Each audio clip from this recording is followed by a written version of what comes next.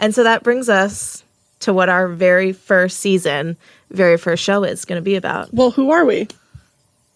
What do you mean? Who are we? We didn't introduce ourselves yet. Oh my God, I forgot.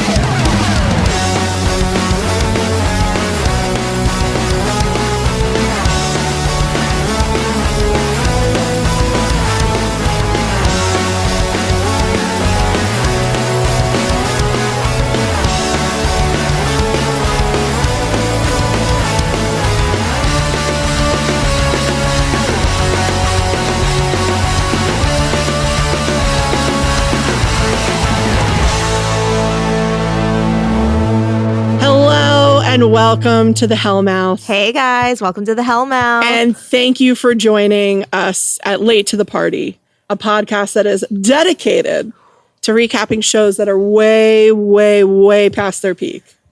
I'm Amanda. And I'm Lauren. And we are so excited to introduce the very first season of Late to the Party. Our highlight show is Buffy the Vampire Slayer. Woo! Which is near and dear to both of our hearts. Oh my gosh, 100%.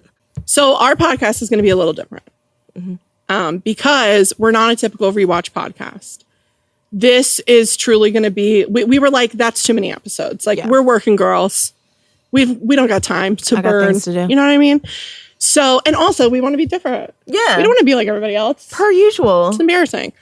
So what we're going to do is that every episode of our show is going to cover the entirety of a season of Buffy.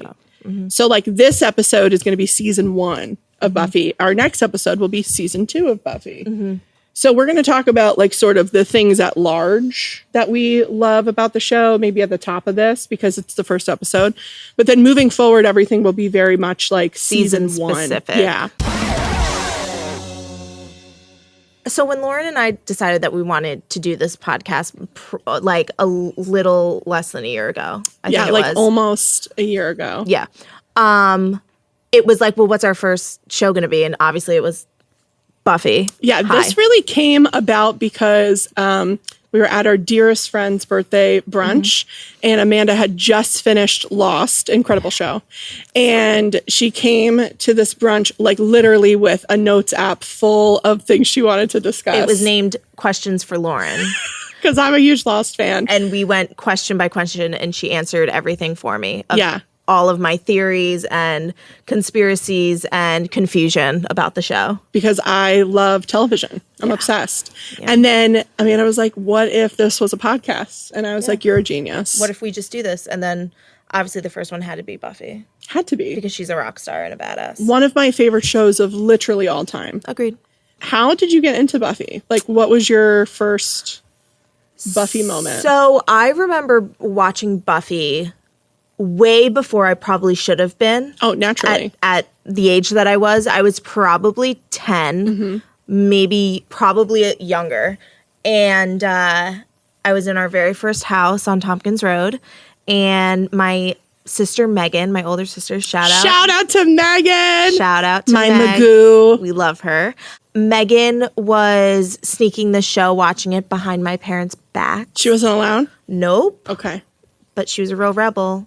Just kidding. Scandalous. But no, so then she was watching it and I said, you know what? I started watching it too. Yeah, obviously. And became obsessed. Oh, I'm so obsessed. And I think that this might have been where the start of my obsession with like a strong female lead, strong female character. Yeah. Kind of started in my life with how much I love that. And it's continued throughout most of my life. I love that for you. What about you? Okay, I was a huge Charmed fan growing up. Oh, yes. Like one of my favorite shows of all time, Charmed. So good. Sister Witches. Like I was in elementary school, like 3rd, 4th grade, fully obsessed with the Sister Witch show. Inappropriate. Like it was slightly inappropriate, but it's okay. You know what? But Buffy also aired on the WB. Yeah. And in the mornings, they would play reruns of like all their shows. And I was like sickly my whole life, but sickly as a child. Yeah. So I would stay home a lot and I would be like binge watching daytime TV. And so I was like, you know what? Like, I think I'm obsessed with Buffy. So cool. So, all right then, what is the first episode of Buffy that you remember watching? I don't know if this is like my Spike psychosis playing tricks on me, but I really feel like the first episode I remember is School Hard in season 2. But after that, I made my mom like buy me all of the box sets so I could rewatch season 1, because we're oldie timey now. Yeah. We're old. So like you would only catch reruns. There was no on demand. No. It's like you just saw it when you saw it. So I don't actually know what I feel like it was School Hard because Spike made such an impression on me that it kind of had to have been. And wait, really quick, can we just talk box sets? Oh yeah, box sets. Hysterical. I have box sets of everything. And for those of you who don't know what we're talking about DVDs. Or VHSs. Literally. Of the entire season. It's, this is obviously very pre-streaming. You can tell because we look so old. We're so youthful still. Yeah. But I was like, buy me, because I had the Charms box set. So I was like, necessary, mandatory to get the Buffy ones. Yep. And I obviously rewatched season 1 on there. I had seen episodes, definitely like reruns, but and I also had a best friend growing up who was like also obsessed with Buffy and Angel. So we used to just like watch it together at his house all the time. I love that. So I don't know, like I feel like it's School Hard. That could absolutely not be true. Right. But it was definitely first or second season. What was your first episode that you remember? So I know that I've watched other episodes. I'm sure I know that I did before this one, but this is the one that like always comes to mind when someone brings up Buffy, and it's the Hush episode. Oh, so good. So scary. And it's so actually good. during like one of the times that I wasn't like, or one of the seasons that I didn't love. It's not my favorites when they were in college and stuff like that. And it was, I think when people fell asleep, they were these really creepy twin men that would just like glide. Like in suits. Yeah. In suits. Very it was scary. They steal your voices. It was really good. Scary. But that one, I remember iconic. really well. It's an iconic Buffy episode. And then actually the other one is the Sadie Hawkins dance. Oh, also so good. So good. I love a good like throwback retro app. Absolutely. Love a retro app. 100%. Yeah. So I think it's probably one of those two. All right. Well, okay. But going off of that, like what characters single or double or multiple, like did you like imprint upon immediately? Like you were like, oh, that is my character. Yeah. Who was it for you? Okay, wait, guys. I feel like this is such a cop-out. It literally doesn't matter. Okay, Buffy. Yeah, I mean, she's iconic. She's literally, the show is named after her. She's a badass. Yeah. And I think that if anyone that knows me, I would describe myself as very independent. Yeah. And, strong. Yeah. I hope other people think that. But like, we do. Strong, independent, can take care of herself. Mm-hmm. Also I love how cute and trendy she is though too with the fits. Yeah, it's a really interesting dichotomy of like bubblegum pop princess, but also like I will kill you with my bare hands. Xeno warrior princess. Obsessed with her. So I think that definitely Buffy, and like I said before, I think that she started my love for a strong, independent female lead, because a lot of these characters in TV shows that we've seen previous to this have been very male dominated, and he's the one saving the day, and it's always the man. And so I think that I really enjoyed this. Same thing with like Charmed. Oh yeah, 3 strong women, like women leads who are kicking butt, ass, saving the day, solving crime. Yep. So I think, I think Buffy. I feel a little bit like her sometimes. Oh, it's a great answer. I mean, she's iconic. You? Okay, well, the obvious answer would be Spike because I'm psychotic. He was just like the hottest thing I had ever seen in my very short life as a child.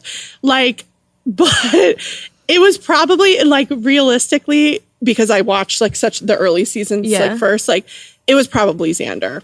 Like I love a sarcastic like sidekick, and he's very Chandler Bing coded early on. Yeah.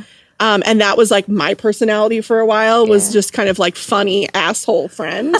So I think I kind of like felt a kinship to Xander, and like Xander does sort of like suck, and the fandom at large like kind of hates him for his like incel-y behavior towards Buffy. I just learned this. But it's warranted. I mean, it's true. But very early, Xander, like, hits different. Like, I don't know. I was also, like, obsessed with Anya when she was added. Oh. Like, Anya felt very, like... hysterical. Like, I was really into Anya. Anya is so funny. Yeah. And I was, without like... trying to be funny. So into their relationship. Oh, like, 100%. I was... Yeah. I mean, yes. The obvious answer, like, is Buffy. And it's a great answer. Yeah. But I think it probably was Spike and Xander and then Anya. Yeah. And Buffy, like, I feel a kinship to Buffy, but at the same time, like, when I was younger, I was not a girly girl, like, at all. Like, I was, like, absolutely no to femininity. Which I think some like, tomboy girls, like, go through. Like, I was not a girly girl. So I was, like, I loved her because she was so badass, but also she was, like, I want to be a cheerleader. And I want to date this hunky guy and wear little mini dresses. And I was like, that's not really my vibe. Right. But, yeah. What color lipstick do I pick? Right. And I was, like, I don't wear lipstick. I don't care. Yeah. So... All right, what are you most excited to cover in the show to come? Okay, I think the season 5 finale and season 6, particularly how the group deals with Buffy's absence in the finale of season 5, The Gift, and then the way Buffy deals with her trauma from being resurrected. Also, like, once more with feeling is everything to me. Yeah, it's everything to me. Also, I have to say it.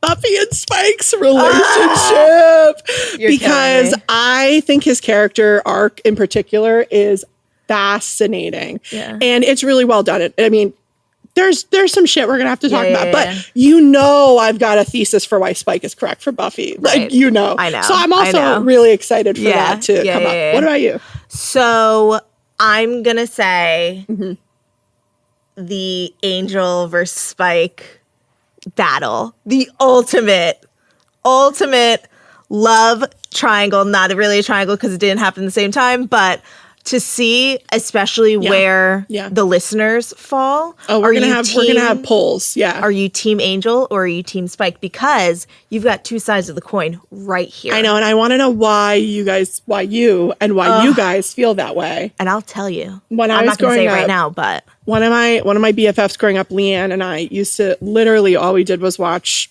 Buffy. Yeah. And she was team Angel and I was team Spike, and we used to literally fight about it. I'm so team Angel about it. Like, there's that episode, I don't even remember what episode it is, but Spike has a punching bag with, like, a poorly drawn angel face on it. And we used to, like, redraw that face. No, I'm literally not kidding. No. Because it's such a funny, like, picture that he made. But yeah, so I've been having this debate literally since I was like 13 years old. So like, funny. I've got a thesis. Like, I'm fucking ready. I'm ready. She's ready to drop bombs. Yeah. No, I'm an Angel girl at heart. Okay. And I think that's going to be really fun for us. You pro Spike, me pro Angel. Everybody has their opinions. Who is Buffy's one true love? And I think we all know that it's Angel. Spike. Okay, maybe. You could be wrong. It's fine. Okay. It's fine to have a wrong opinion, Lauren. It's fine that you have. It's okay. Thanks. Listen, if you want to be a follower or not a leader and go with Angel, that's fine with me. Wow. Okay, well, we'll see what the people say. Buffy forever. Did you just make that up? No, that's what it's called. Amanda's not in fandom, you guys. No, Here's the difference. Here's what's going to be. I like a Bangel. Here's what's going to be fun is that I am so in fandom. Oh yeah, like I'm on Tumblr. It's embarrassing. Like, I don't even know what Tumblr is. So here we are. That's crazy. Yeah. So this is going to be really interesting. Okay. Because I'm coming from like a fandom place. I love that. And you're just like, I love this show. I just love this show so much. That's going to be good. Okay. So in season 1, Amanda, who is your favorite character and why? Or characters, multiple. Who are your favorite characters and why in season 1? Okay. So obviously the introduction of Buffy, very fun, very cute, very, I talked about how much I love her. Yeah. But I think also Willow. I really love Willow. I think that there is some interesting character development with Willow. For sure. From the first episode to the final episode of season 1. So I definitely think Willow, and I think that it's interesting with Willow, especially with her character development, as far as starting out, you know, as this like really shy, timid girl to kind of like helping with stopping the apocalypse. Yeah. You know what I mean? Something that I'm sure she would never think as Willow from episode 1. For sure. To be the Willow that she became in the final episode of season 1. So I think probably Willow. That's a good favorite character. Thank you. Like, Buffy's an obvious answer. Obvious answer. But great. because she's the beating heart of the show. 100%. Spike, because I love him. And he's got such a distinct and fascinating arc, like I was saying. Yeah. But I also like really think Cordelia is such a great character too. Oh yeah. I mean, we kind of were on the fence about if she is what we would consider a main character of season 1, but just like blanket characters from season 1, main supporting players. Like she's such a fun character for me. Agreed. And she's like such like a, you know, a sun and moon to Buffy. It's like who 100%. Buffy used to be. Yes. And like, so, and as she moves away from that, it's, you know. 100%. Yeah. So what is your favorite plot or moment from the show as a whole? Okay. 2 major ones for me. Okay. The series finale. When Spike wears the champion's amulet, you know it's going to be Spike related. Yeah, obviously. And they both know he's toast. Yeah. Like he's done for. Yeah. So Buffy tells him that she loves him. And then he just looks at her and he says the most heart-wrenching thing anyone could say back, which is, no, you don't. No, you don't. But thanks for saying it. Like, just kill me. I know. Kill me. I know. Like, it's not right. It is the most perfect moment, I think, from the entire series for me.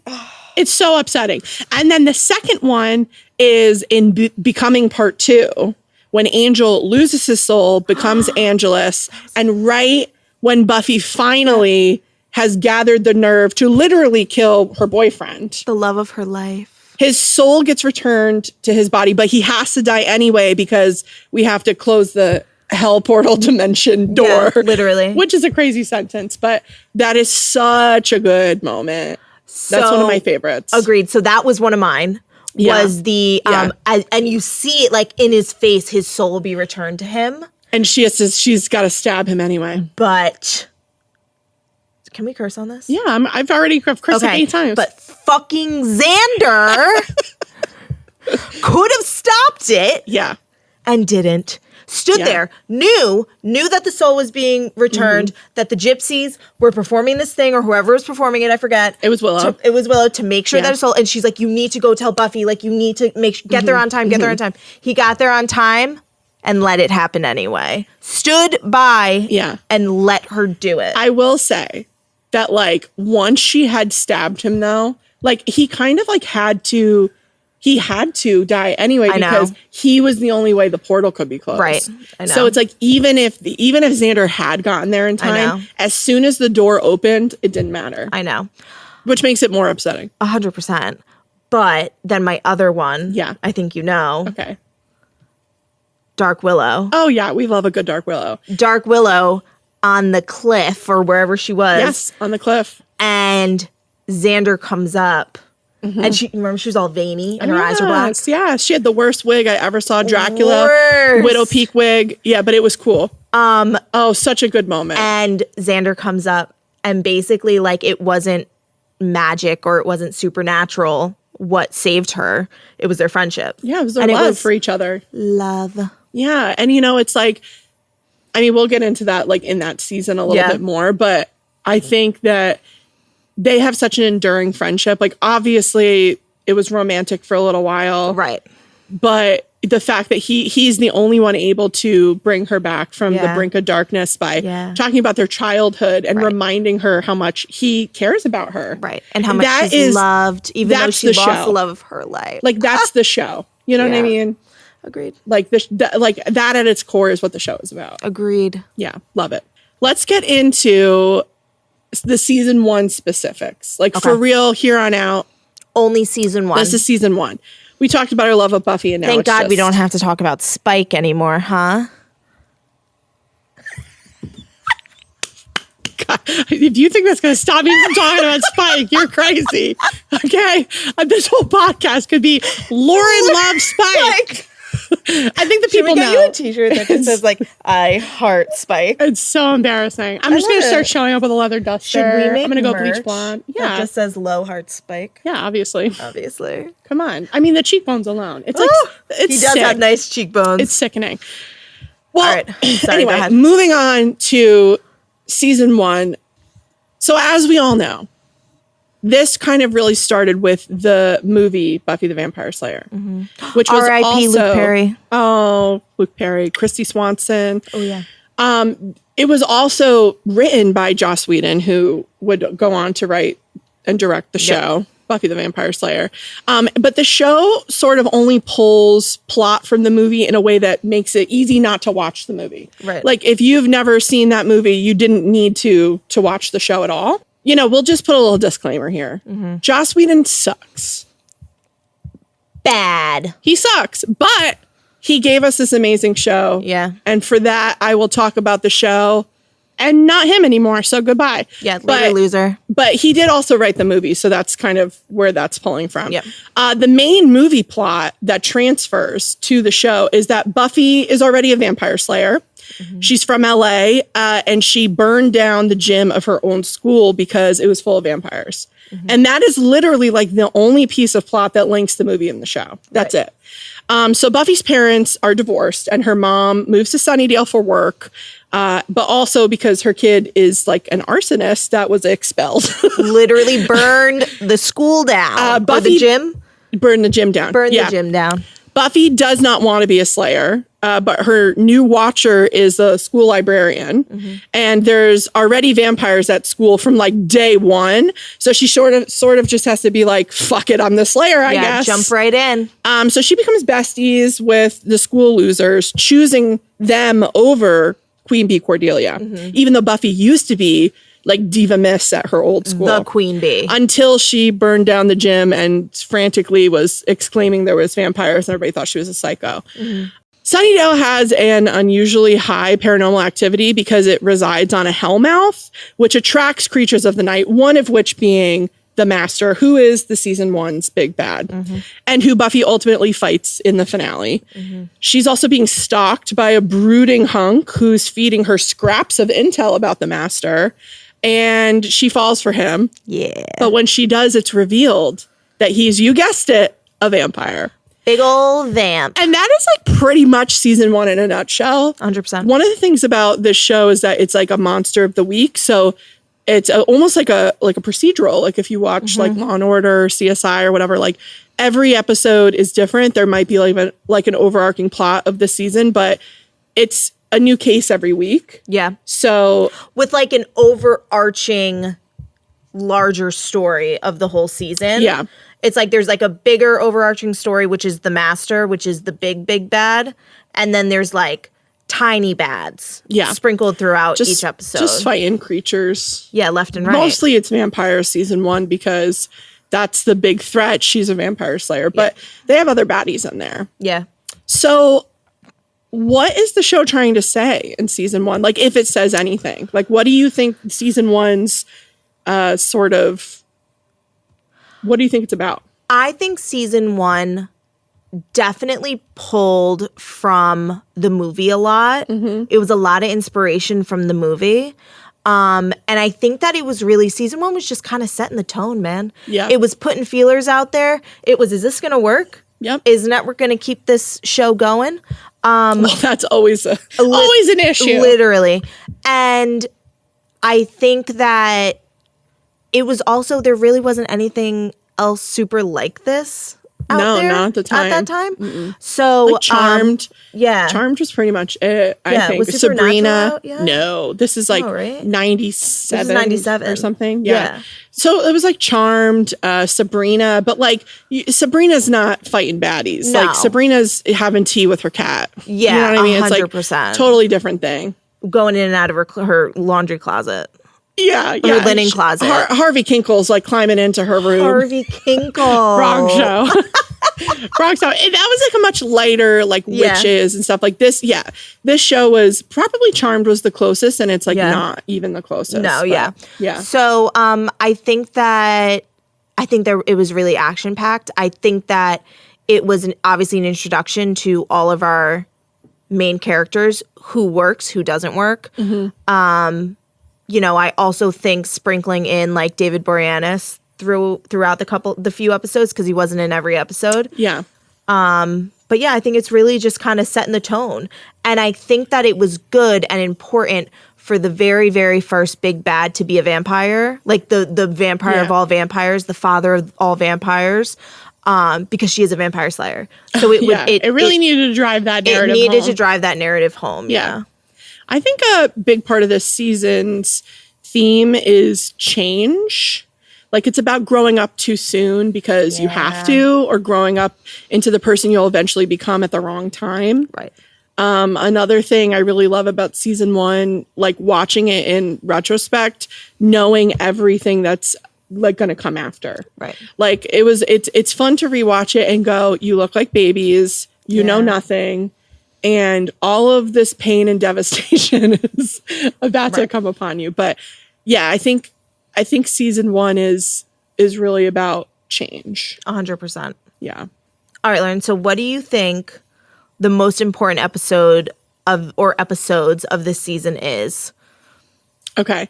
For me, it's Puppet Show and Nightmares. Because the show is at its like campiest right then. Yeah. And there's some really hilarious lines in that episode that really show the show's like rhythm, and you can see it in like the writing of those.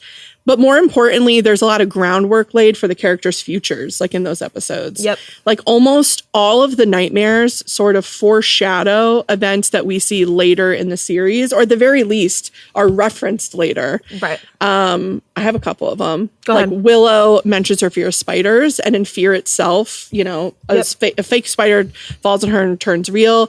Giles can't read, and in Something Blue, he can't see anything. Buffy has this fear of like her tests speeding up, and in Life Serial, when Warren's device makes everything speed up. Cordelia being dragged off to chess club, which she ends up becoming close friends with people she considers dorks and nerdy, like Willow and Xander, and her reputation never fully recovers from dating Xander. Xander being mostly naked in front of people, like he kind of like lost his clothes, and this happens in Go Fish when he is, you know, nudie.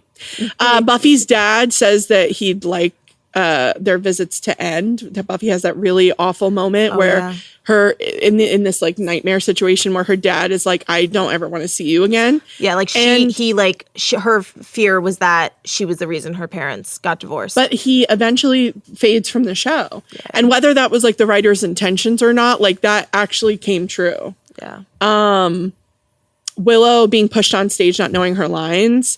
This happens again in her dream in Restless, and she directly references like this episode in that. Buffy being buried alive and literally crawling out of her own grave. And becoming a vampire. Yeah, in Bargaining, she literally has to dig out of her coffin and dig her way out. Giles' nightmare of Buffy dying, and she literally does die more than once. Yeah. Buffy's fear of becoming a monster. In Smashed and Dead Things, she demonstrates she has a fear that she came back wrong, and there is something actually wrong with her. Yeah. Another episode I think that is really important is Prophecy Girl, which is the finale of season 1 for like a lot of reasons. Like it's the first finale. It's the first that Buffy... it's the first time that Buffy like really truly steps into the role of Slayer, knowing that she will probably die, but she does it anyway because she knows that's what she's supposed to do because she's the only one that can do it. Right. There's also that scene in Prophecy Girl with Willow describing the dead bodies that she finds in the IT room, and she's sort of like thrust into growing up in that moment, and she loses that innocence that her character's been carrying around, and it's a like really great moment of character development for Willow. because she's been this soft, Yeah. sort of, you know, she truly is like the most innocent, like one in season 100%. And I think in that moment, she like had to grow up too soon. Yeah. And she was like, oh, this isn't just us helping out. Like they've like defied death a couple times with vampires, but I think when you see like real human bodies dead, like there's something like changed for Willow there. And she even says in that she goes, they took our place and they made it theirs. Some place that she felt like school, where she felt safe, and like she called it, she goes, you know, it's not ours anymore, it's theirs. They made it theirs. So I think those are probably the most important episodes of season 1 for me, like narratively, plot wise, character wise. I think those are really interesting. Agreed. I agree. Definitely Prophecy Girl. Because I also agree it's like the first of many times that Buffy has to choose the selfless act and the selfless, you know, decision to save everybody. And so to put herself on the fire and sacrifice herself for the greater good. This is like obviously a common theme that comes up multiple times, but this is kind of the very first time where she does what she's supposed to do, quote unquote, as the Slayer. But it's also, I think it's really interesting to see her internal struggle, because when she first finds out, when she listens in on Giles and Angel's conversation, where Giles tells Angel the prophecy that she must die and, you know, she's going to die at the hands of the Master, you see that innocence in her, and she looks at Giles. She goes, Giles, I'm 16. Like she's like, I'm just a kid. Like, I'm 16. How am I supposed to die? Like, I haven't lived. And she, you know, I quit and I don't want to do this anymore. And, you know, she just wants to go to the dance, and she wants to be a that cheerleader, young 16-year-old girl, and not someone who needs to sacrifice themselves to save the world. Well, because the whole point of the Slayer is to die, really. That's your prophecy. Like, that is your birthright, is to be dead. So, like, the fact that she's 16, and think about yourself at 16. I wasn't fucking doing that. I'll tell you that right now. No, I was sneaking out drinking kegs in fields. I wasn't saving the world. No, and she really wants to be Cordelia. And she can't be. Also, I was just gonna say something too. Oh, and Sarah Michelle Gellar in those scenes. Actually, I mean, in the show as a whole, but there's a lot of scenes in season 1 in particular. She is so expressive. She's so emotive.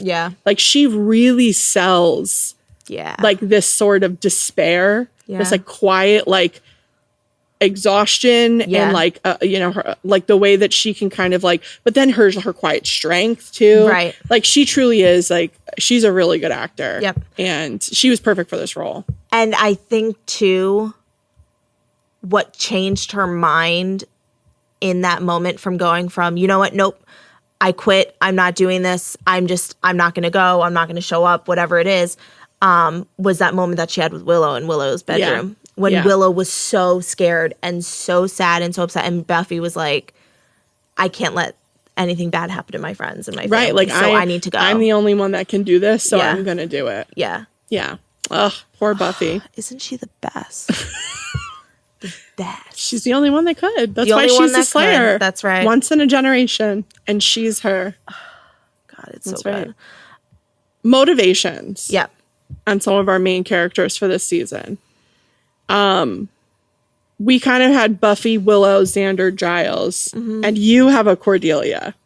So I want to know. Let's go character by character, and we'll go each. So Buffy, like, where does Buffy start for you? Where does she end up? Like, was there any growth for her? What's an episode that like highlights where her trajectory of her character changed? Like, when you really see that change in her character.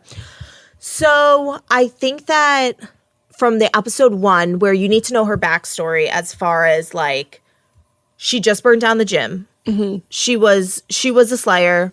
She fought all of these vampires in her old school, burnt the gym down. And it's almost like Sunnydale and Sunnydale High was supposed to be her fresh start. It absolutely where was. She, quote unquote, learned her lesson. Like, kind of like, you know, when you were younger and you get in trouble by your parents, and it's like, all right, like, I'm really going to make the change. I'm going to be different. I'm going to end this, but this this prophecy, this chosenness, because she's chosen as a Slayer. Like, you can't just quit. You can't she just can't give escape it up. it. She can't escape it. She went to Sunnydale with her mom. Like, obviously, her mom got a job there, but also, like, she got expelled from school. So she was probably like, where the fuck is this kid going to school? Literally. But they really moved to Sunnydale because of her mom's art job. Right. But, like, she showed up in Sunnydale saying, well, I'm not doing it anymore. I'm not doing this anymore, I'm not doing it anymore. But it doesn't work like that. No. And she tried not to do it, but she had to. Had to. Yeah.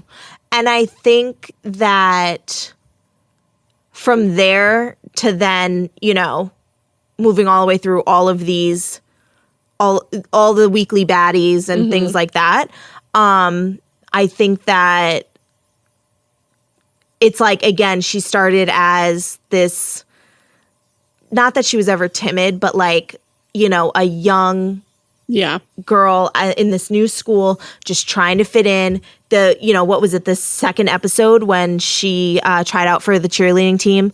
She was like, look, I'm trying to focus my energy into something positive. I'm going to join a club. I'm going to blah, blah, blah. And even like her mom, who kind of sucks, but she actually does kind of suck. Her mom was so excited for her. She goes, good, this is so nice. I'm glad that you're hanging with the right crowd. I'm glad that you're, you know what I mean? And she's doing all of these things to try to be normal, quote unquote. Yeah. Even though being normal is vastly overrated. Yeah, and what is normal? Literally. But yeah, I think that it's interesting to see her from that to then completely re-engage and what's the word that I'm looking for? Accept that part of herself. That part of herself and her being the Slayer in the end. I think that was very interesting to see her do. And also how she became more comfortable with Giles, Xander, and Willow tagging along and helping out, because you'll see like in the beginning, in the first few episodes, she's like, guys, stay home. I don't need help. I don't need you in harm's way. To then like, all right, everyone starts to fit into their roles. Like in the movie, Pike dies, doesn't he? Luke Perry? No, Pike doesn't. The Watcher. The Watcher dies. Yeah, her old Watcher dies. Yeah. So like, I think that she's already understands loss. Yeah. So I think that she has a real like, you guys are my new friend. You're literally wet noodles. Like you are useless in this situation. And I'm not watching more people I love die. Spoiler alert. She will. Yeah, literally. I think that, to be honest, I think all of these characters have like growth this season. 100%. Buffy definitely has growth. Like we mentioned, she goes from denying her Slayer heritage to owning up to the fact that like this is all on her. Yep. And truly like this is life or death. I think the episode that highlights where the trajectory of her character changes is Nightmares. Like I mentioned, like she sees herself as a vampire, the thing that she literally kills every night. Because she's afraid of the master and she lets that fear overtake her. I think that it's in that episode that she's able to say, okay, fuck, if I don't get my shit together, like this is my future. Right. Defeated, buried alive, a vampire. Yeah. Yeah. So I think she does have growth. And I think that that's the episode for me that I really see her go, I'm going to own this. Yeah. And I'm going to choose to walk into that fire. Yeah. Which we keep saying because once more with feeling. But in any case, what do you feel about Willow?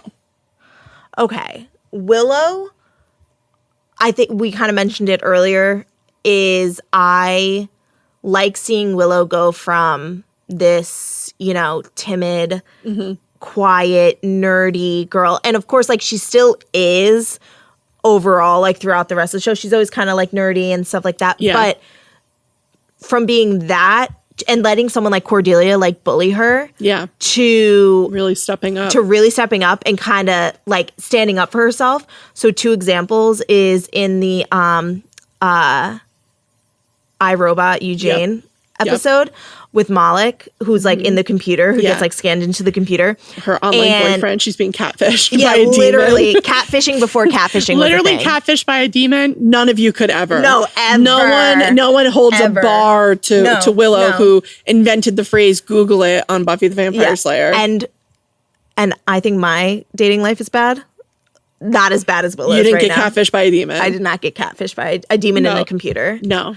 So I think that when she serves it to Cordelia, when Cordelia and what's her name? Harmony. Yes. Are working on their like computer project, and she's like, So good. how do I save it? And Willow looks over at her and she goes, deliver. And she goes, oh, what's that? And then it says DEL. She goes, oh, and she clicks it and everything disappears. Bad bitch. And Willow. I'm like, there you are, just serving your nerdiness to like. Yeah. She's stepping up. She's To not these mean afraid. bullies. She's Yeah. not afraid Yeah. anymore. And then also in that same episode when she beats up Malik with like that like fire Hell yeah, extinguisher, she does. and she's like beating him with it and Yeah. stuff. I was like, good for you, Willow. And just like I feel like she kind of finds her strength in her, intelligence. Yeah.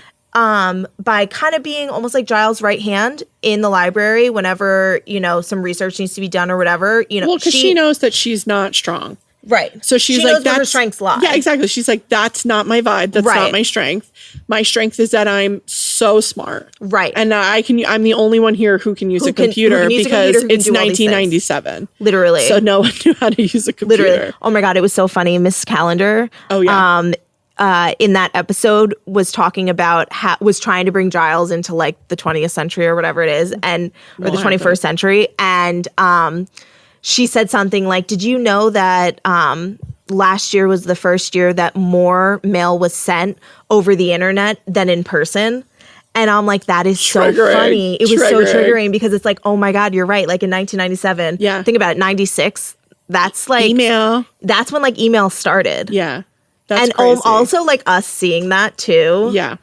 Like rewatching this and being like, oh my God, look at those computers. But like that's what a computer. But it also like. doesn't. I mean, this is just getting into like the reality of being a millennial now. Yeah, but literally. like I say all the time, like when I talk to, I'm a drama teacher, so like when I talk to the students who are actively teenagers, yeah, and I'm like, I literally just said this the other day to one of them. I was like, yeah, like when I was, because there's like phone bans now in school or whatever. Yeah. And I was like, when I was in high school, like we had a phone, but like texting was expensive. Like you didn't really you didn't really like text like no, that. Not until after 9. I didn't even get like, I had a flip phone like in like 8th grade or something. Like I didn't even get a phone until I was like 14. We were just calling people on, and even still you were still calling people on landlines because it was like too expensive to text. And I don't know. So like it did feel like I had Nextel. Oh my God, stop. Yeah, do a little I know, beep beep. Throwback, a little bleep bleep. It feels a little bit like more like we were young, but we still experienced that. So watching it as it was happening, you're like, yeah, okay. Yeah. Watching it now, I'm like geriatric, 100%. Dinosaur, like this is crazy. Yep. Agreed. Yeah. Agreed. I think I think that episode, I Robot You Jane, for Willow is like definitely it. Yeah. Because like it's the first episode to really like center the plot around her. Yeah. But I also feel like there's something in the way that Xander treats her in the pack, the episode The Pack, that also changes her trajectory a little bit. Like she's still in love with Xander, but I think after the way he's like such a dick to her and the way that he's like in heat around Buffy in that episode while he's possessed by the hyena spirit. Yeah. LOL. Like sometimes these plots of the show is just ridiculous. Like you can see the shift in Willow's feelings for him. Yeah. Kind of around then. I think that's when she realizes it's not ever going to be me. Yeah. It's going to be Buffy. But then spoiler alert, babe, like it is you. Yeah. Just not yet. But yeah, so I think there's a little nugget in the pact for Willow. I agree. And then it comes out again in, was it, I forgot if it was Prophecy Girl or the episode or the Invisible, I think it was the Invisible Girl episode, where Xander gets up the courage to ask out Buffy. Yeah. And she's like, no, I'm sorry. Like, I don't look at you that way. Yeah. And so he was crushed and his ego was crushed. So he was like mad.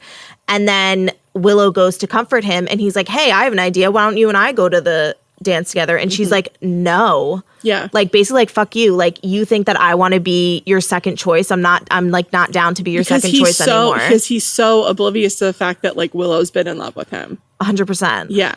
But that her standing up to him. Yeah. I think that nugget of characterization started in the pact. 100%. I mean, we could even say it started when Buffy first got there and Willow was so aware of how Xander like has been trying to date her all season. Yep. But I think that after he was like so like cruel to her in the pact and was like literally trying to like fuck Buffy left and right, like he was in heat. Like it's ridiculous. Gross. I think that I don't like that. I don't like that saying. That I mean, they're hyenas. What do you want? He was literally trying to mac on her the whole episode. Nasty. He was like sniffing around. Ew. We have to move on. Well, we're going to talk about Xander next. So I'm just going to keep talking about it. I think the episode for Xander is the pack, because even after the hyena curse or whatever, like it's like the stupidest thing I've ever said. So ridiculous. Is after that curse is broken, there is still a bit of that confident, like man in charge energy that like remains in him for the rest of the season. But also, I would say even more so is Prophecy Girl. I think that episode is big for him because he charges right into the bowels of the earth to go after Buffy. And he works with Angel to do it. Yeah. First, he barges into Angel's apartment. Yes. But he does this with Angel knowing that Buffy loves Angel more and will choose him.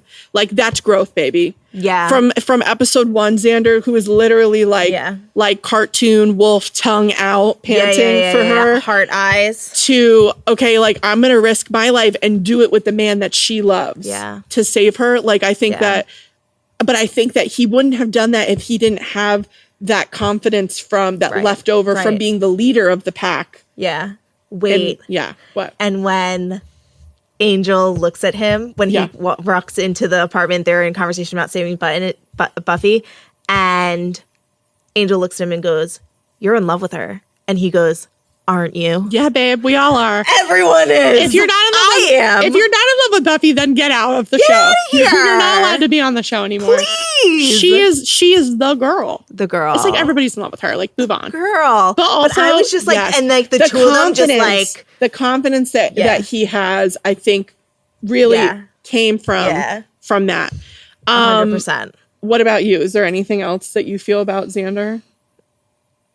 He's so annoying to me, but is there like any episodes that or like moments that you feel like changed his character arc on the show or helped move it? I think you can say no. You could be like no. No, I think that we reviewed most of them, but definitely when he got rejected by Buffy and then rejected by Willow, and then he still kind of stepped up at the end. I think that was really important.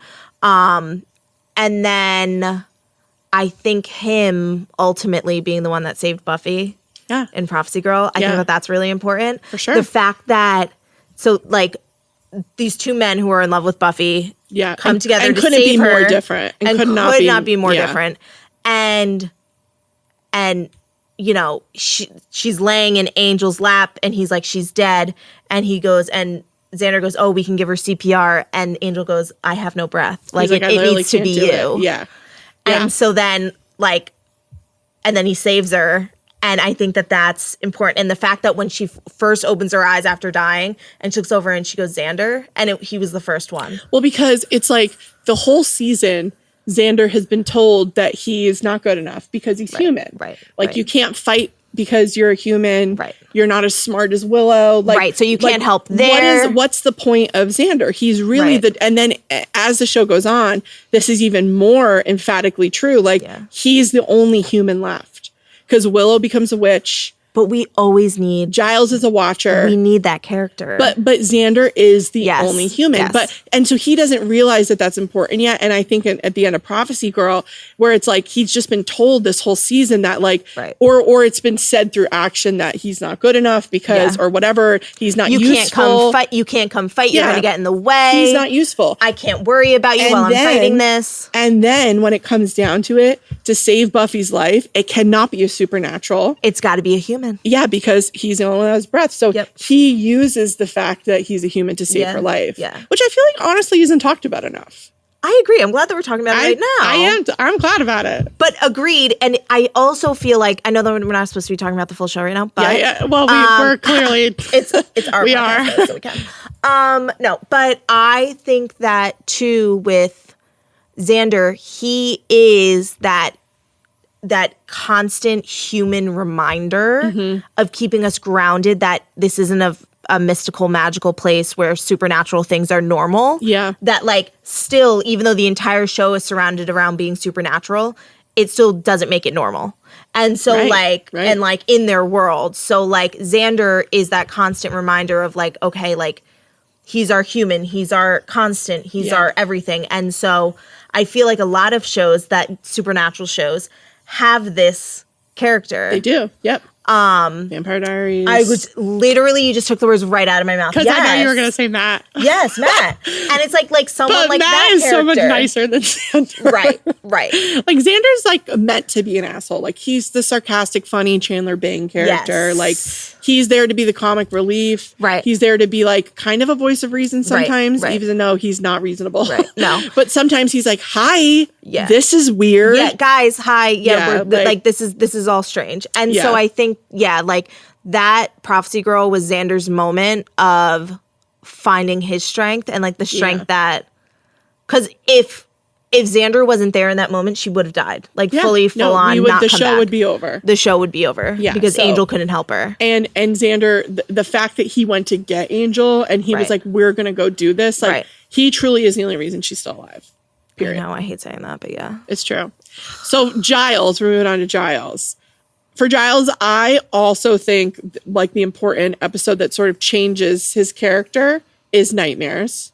Nightmares is an important episode to me. Yes. But he has a little bit of less like of an outright like growth arc than the others, I think, because he's just, that's who he is. He gets his arc, his growth sort of happens later on in the show as the show goes on. But I think that seeing his greatest failure in the flesh in Nightmares, which is Buffy dead and buried because he didn't train this teenage girl well enough, actually like hardens him a bit. Yeah.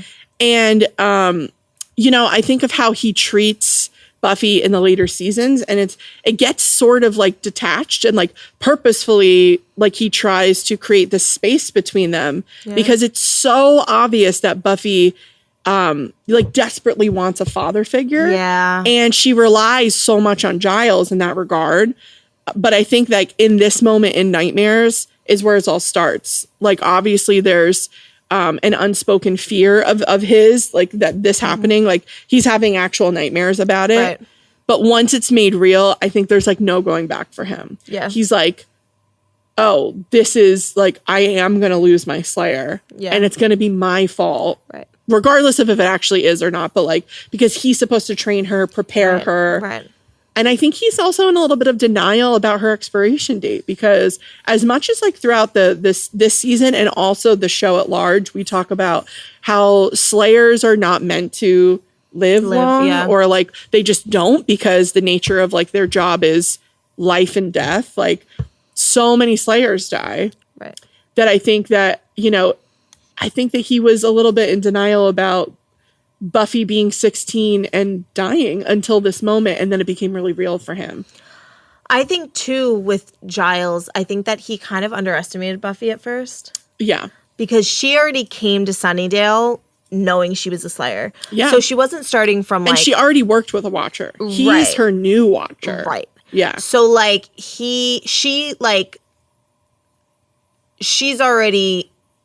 knows how to fight, knows how to use weapons, like things like that. But I think too, something big for Giles was like accepting more help. Mm-hmm. I think that he was probably used to doing everything on his own. Well, just like Buffy. Right. Like, because to be the Slayer is to be alone. Right. To be a Watcher is to be alone. To be alone. Yeah. And I think that him...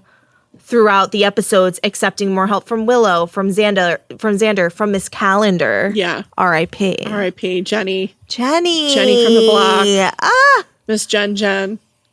So sad. But really accepting help from Willow. Yeah. That kind of is the first stepping stone. But then accepting help from another adult. Right. Who is a witch. Yeah. But like a techno witch or whatever she is. A gypsy. Yeah, but she's like a techno Wiccan or something. She calls herself. Yeah, like she is a witch. She just does it on the computer or whatever. Yeah. But yeah, I think accepting help from Willow was the first step, and then accepting help from Miss Calendar, who is an adult and in the world Yep. But like, yeah, you know, and later when we meet like Wesley Wyndham Price, who is Buffy's other, you know, watcher, I think it's like we truly get to see how inappropriate Giles becomes as a watcher. Right. And we don't know that because we don't see other Slayers with their watchers. We don't have a baseline other watchers or standard for watchers. Right. But he goes off script with her, Right. and it's like he's being reprimanded. Right. So I think like obviously season 1, he's very staunch. It's British. It's supposed to be like, you know, and then we sort of see him let loose a little bit.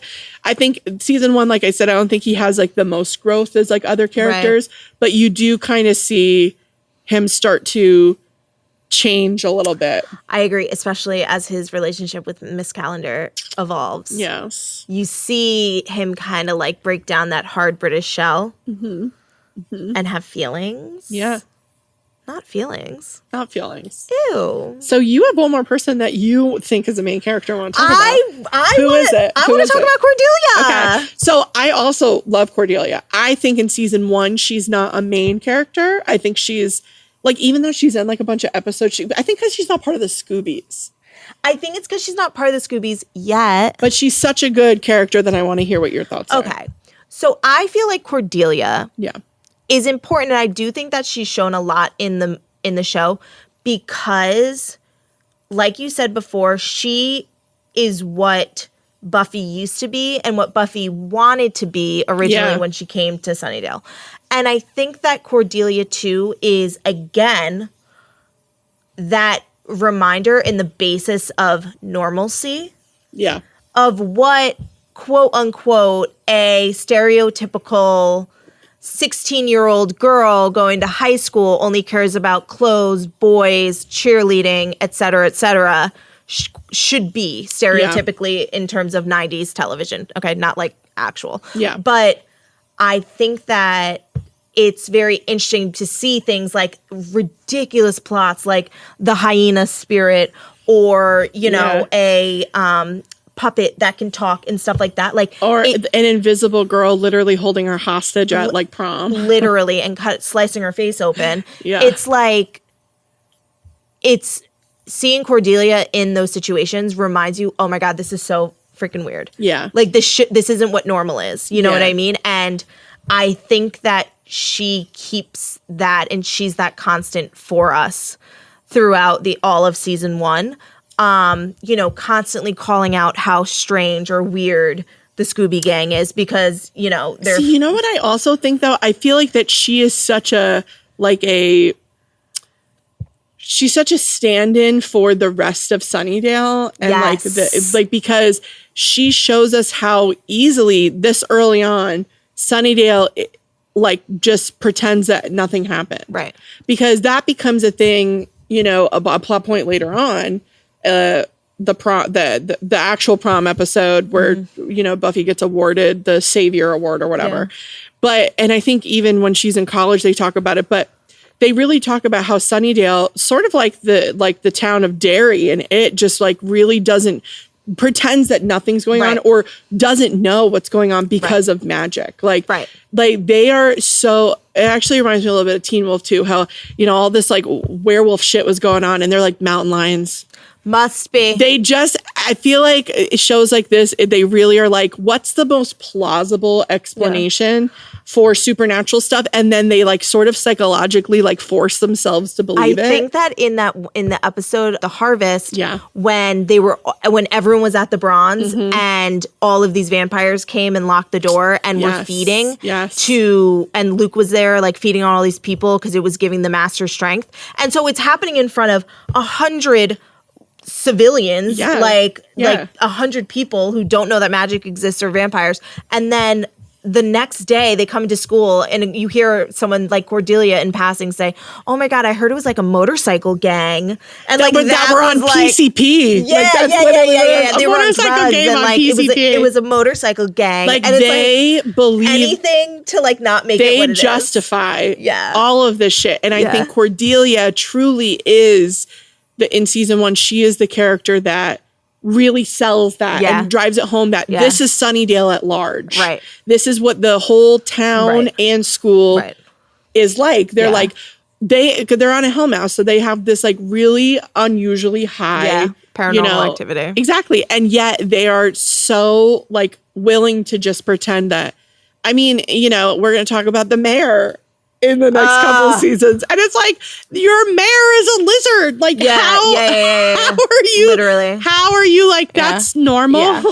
But also, okay, here's my other thing with Cordelia. How she goes from, being a damsel in distress all the time. You guys are weird. You guys are losers. You guys are whatever, to the Scooby Gang. Yeah. And then in the final episode of season 1, Prophecy Girl, when Miss Calendar and Willow are running out of the school because they think that that's where the Hellmouth is located, is underneath the bronze. So they're headed there. But all of these vampires and demons and everyone were heading towards the school. And they were like, oh my God, like they're coming here. Yeah. And they were surrounded. And who pulls up in her red hot rod?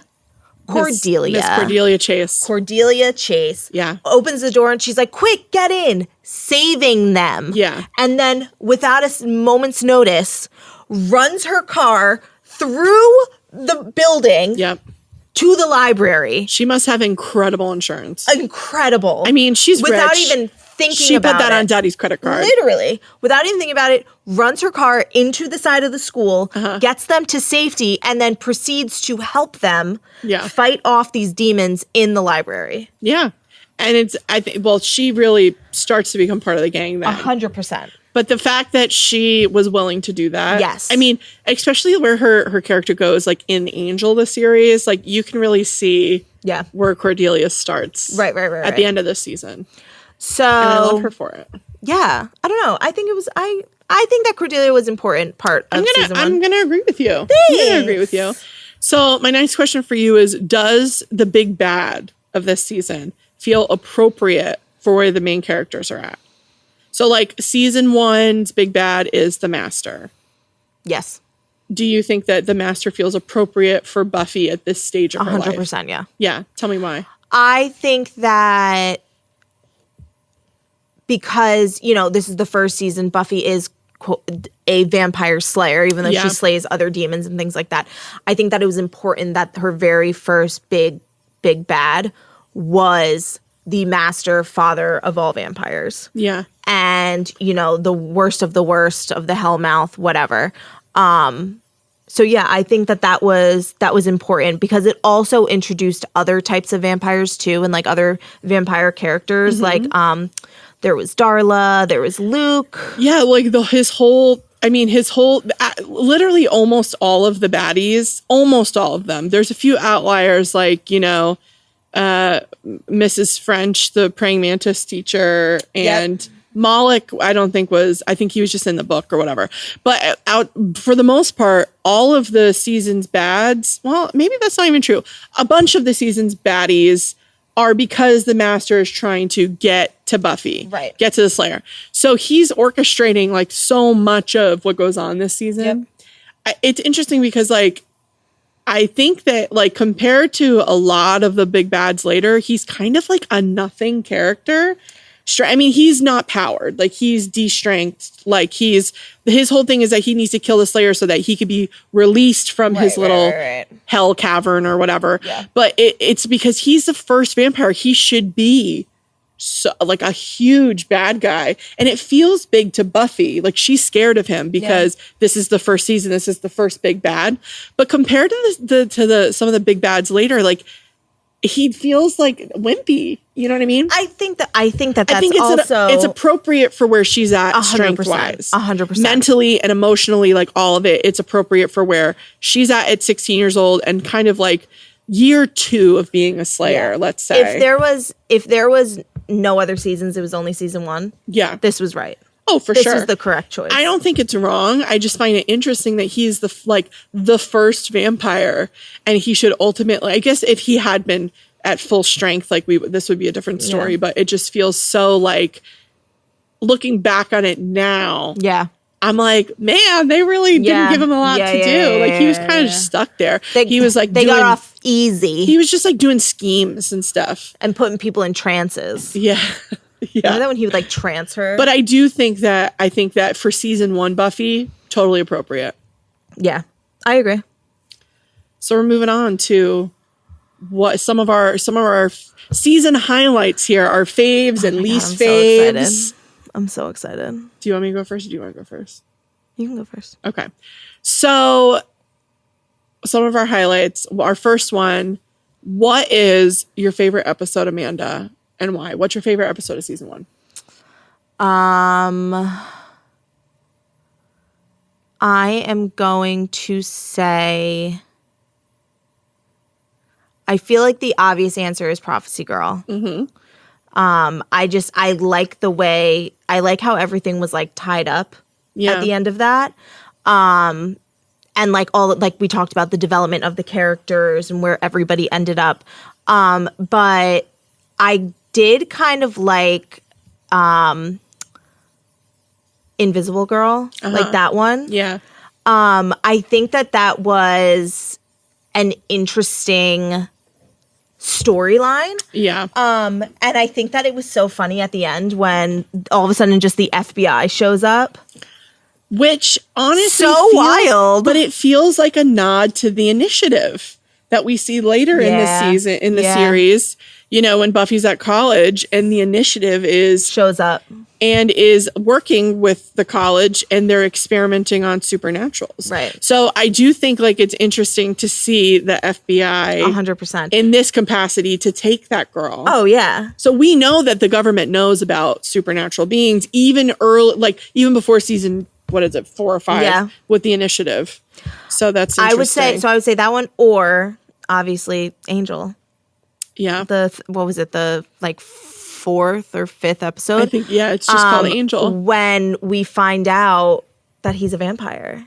So good. Such a good reveal. I wish, as I rewatched it, I wish that I remember what it felt like to find that out for the first time. I feel like I knew. I've been new.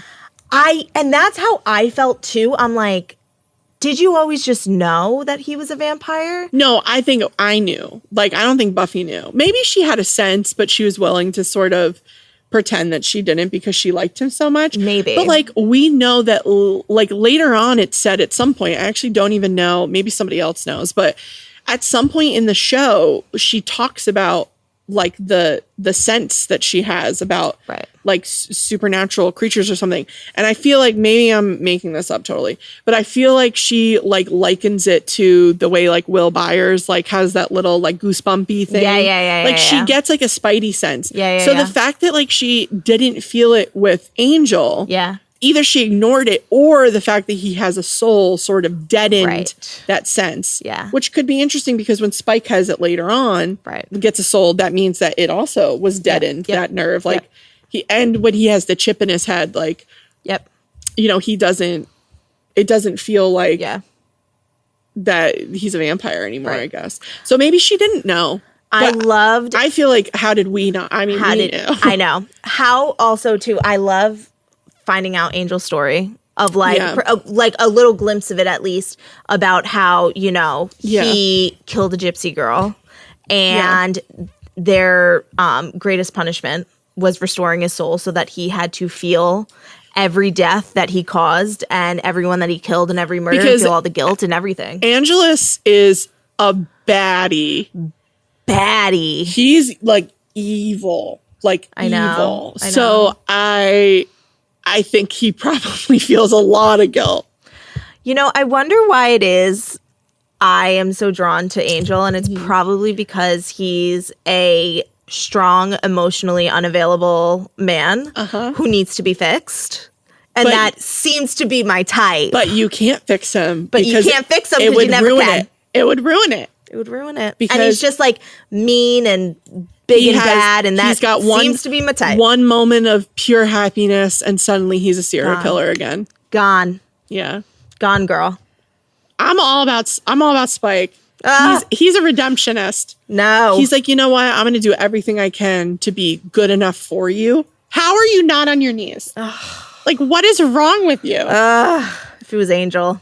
Oh my God. Okay, we have to move on. Okay, my favorite episode of this season is Prophecy Girl, and I'm going to tell you why. Okay. Which, like, obviously it is, but it's the first It's really the first episode that feels like the rest of the series to me. 100%. Like it's got big plot, and the characters have like reached their season 1 zenith, you know, in terms of arc and growth for that season, and everyone's involved. Like the whole gang is there. The whole gang is involved. Cordelia, Miss Calendar, like literally everybody is there. Plus, Buffy wields a crossbow while wearing a leather jacket over a prom dress. Like that's iconic. And then she dies, but not really. It's like a bonks episode, and I love it. Yeah. That's my favorite episode. Yeah, I agree. What is your least favorite episode, and why? Oh, the hyena episode. 100%. The pack. Pack. You're like, I'm literally have the Wiggins. I live the Wiggins, literally. Xander and he has her wigged out. Stop saying Xander and he. No, I have to now because it's wigging you out. It is wigging me out. Yeah, it's giving you the heat. Probably that one is my least favorite of the season. It's just. It's too weird. The zoo, the hyenas. I didn't understand. I mean, they literally ate the principal. I know. Like they actually literally ate human but then flesh. we got Principal Snyder. Yeah, who sucks. I hate him. Who ends up working with the mayor, the lizard mayor. I'm like, if you literally were just not a hyena person, we could have had good things. We could have had nice things, you guys. Could have had nice things. Also, my favorite thing, though, with Principal Snyder is when he's talking to Giles about doing the talent show, and they're looking out at just all the students, and he's like, I hate children. And it's so funny because he's a principal. I and also it's like, love when he's like, what is this, avant-garde? Like he's like low-key comedy king, but I hate him. I hate him, but he's so ironic. For me, it's Teacher's Pet. Praying Mantis Lady. Oh, that one's terrible. Oh, I don't like that one either. Also the pack. Like the pack, I think is just like boring, but the Praying Mantis one it was kind of gross. But the pack, at least Xander's character is like he's out of that like hapless and hopelessly in love nobody. Like the show really tried to sell us that at first, and at least with the pack, he gets like pushed away from that. Like Xander still is sort of like hopelessly in love and like a hapless human. But after the pack, like we were talking about, he at least becomes like more of an asshole, I guess. Like at least something comes out of it. More assertive. But Teacher's Pet is never resolved. Ugh. Like what happened with those eggs that she fertilized via dead teenage boys? Well, No, we see those eggs at the end of the episode. At the very end of the episode. What happened to them? In the science closet. We don't see what happened to them. Plot hole, hate that. Yep. We also never hear about these dead boys. Like R.I.P. to them, I guess. Yeah, I'm so sorry. Like R.I.P. guys. She was just like, being a predator and got away with it. Like, I don't know. The 90s loved an inappropriate adult student 100%. Dynamic. Like, could have never happened today. Yeah. But it did. And I also feel like so bad for Buffy because like every teacher who believes in her ends up dead. That poor science that original science teacher. Yeah, I think I hate Teacher's Pet. I'm like over, I don't know. It feels like a plot hole to me. I also feel like it doesn't do anything except it's like Xander's like first plot heavy. But what does he learn? What does he learn? Don't trust a pretty older woman because you're 16 and no one's going to want you. Fact. Yeah. Like, okay, we already knew that. True. I don't know. I don't like it. And when he comes over to, and also, if you ever get invited over to a teacher's, don't go. Teacher's house, don't go. I don't care how hot they are. No, that inappropriate. Was weird. Don't do it. Inappropriate. It was the 90s. Things were different. They liked things like that back then. Now could never happen. Could you imagine if they did that in a show now, the show would be like Cruel Summer, like labeled as a horror thriller. 100%. Like you are literally dead in a river. This is what you're walking into. Yeah. Like now you can't do that stuff now. Like the last of it was Pretty Little Liars. But this isn't even supposed to be that. Like she was trying to eat Xander. So it's like, whatever. I know. I don't like that one. No, me either. What was your favorite monster or big bad this season? Well, there's only one big bad, but baddie. Who was your favorite monster or baddie this season? I have a split between two. Okay. I really liked Luke and Darla. Mm-hmm. So I really liked Luke because he was one of like the first big, manly vampires that Buffy just kicked his ass. Yeah, but he also gave her like a little bit of a run for her money. 100%. Like I feel like that she takes out a lot of fledglings. Yeah. A lot of fledged vampires who are like literally just out of the ground, have never even fed. So she's able to like dust them like pretty quickly. But these older vampires that are working for the master, I think are a little bit harder. Agreed. Yeah. And I think that, you know, since he was the master's right hand, I think that hit even harder. Yeah. Obviously, I am a little biased towards like it being a vampire because it's season 1 and she's a vampire slayer. So I really like that it was more of a vampire, less of a demon. Yeah. And then Darla. She's a baddie. What a bitch. What a bitch. She turns angel. She throws it in Buffy's face all the time. I know. She's like, been there first. Then she turns into like Tommy Two Guns.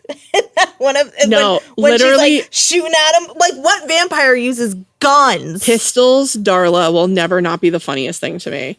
The way that she just had those, she's like this. Let me set the scene. She's also literally dressed in a Catholic schoolgirl's uniform. And she's got vamp face on, and then she pulls out fucking pistols. And she just starts crazy. Like shooting. Just like it's absolutely the most insane thing. It's so crazy. The only way it would have been funnier is if it was coming out of her tits. If the bullets were literally coming out of her tits like an Austin Powers. Yes. I'm gagged. Yeah. Stop. Yeah. That's what I picture when like I think of Darla as a vampire, like with guns. And then she shoots Angel. Yeah. But like, I mean, that can't take him down. But no. Still, I'm like, guns, really? This escalated quite quickly. I'm obsessed. So I would say, yeah, and like Pistols Darla is so funny. So funny. But no, yeah, I think that they were probably two of my faves. And when Darla got into Buffy's house by saying that she was working on a class project. It's so funny. I was waiting for you to be like, I also love Darla because she almost killed Joyce and we hate Joyce. I know, that wouldn't have been too bad. I thought maybe that's why she 100%. was one of your faves. But of course, like, Darla runs out the back door and there's Angel holding Joyce with vamp face on and Buffy walks in. Oh, and she said, I'm going to cast you out. Get out of my house. She obviously thinks that he's the one that bit her, but nope, it was just Darla. So I think mine, I feel like it's got to be the master. Like, only because this bitch is putting out schemes left and right. Yeah. He is the hardest working demon on that Hellmouth for sure. Yeah. This bitch has literally he's got hijinks ensuing.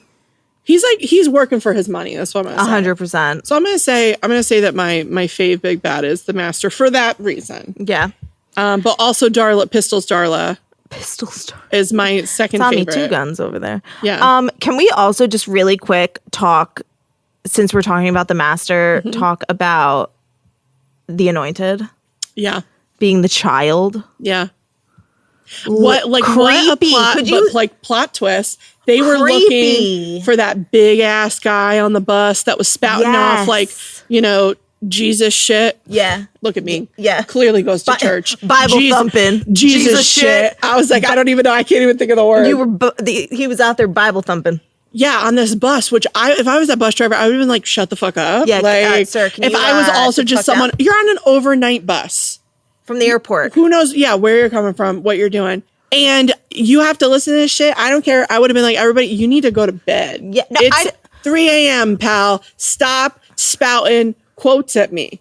Put your seatbelt on. Yeah. Click it or tick it. He's like, and God will rise up and he will, the devil's coming for you. It will rain fire. Like all of this crazy shit. Rain fire. I was like, no. Yeah. And then it turns out to be the kid that looks like baby Joseph Gordon-Levitt.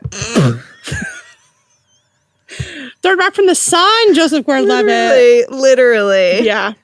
That's hysterical. No, but I think it added like a creepy factor. Oh, I love when kids are evil. Like crazy. Yeah, like evil kids is such a good aesthetic. Yeah. And he was so angelic too. Like he was like calm all the time. Yes. And like the master's like doting on him. Yeah. And the master's so scary looking and creepy looking. Yeah, he's like gross. It's giving and then it's this little innocent Count Orlok. It's giving Nosferatu a bit. Like OG Nosferatu. I don't know what that is. He's the like original vampire. Well, Dracula's the original vampire, and then Nosferatu is like the discount version.